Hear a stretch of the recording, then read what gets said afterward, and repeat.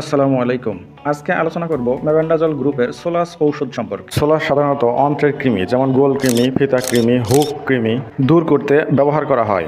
আজকে আমরা জানব ঔষধটি কিভাবে সেবন করবেন এবং কি পরিমাণ সেবন করবেন। চলুন জেনে নেই।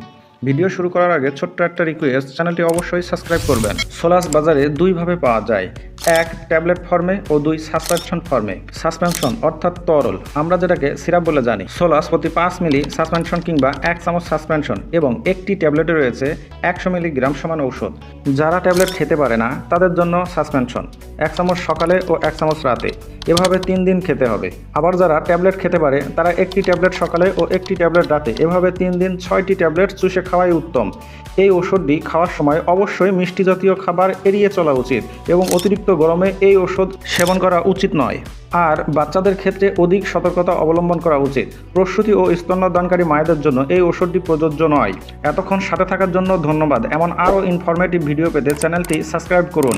সবাই ভালো থাকুন, সুস্থ থাকুন। খোদা হাফেজ।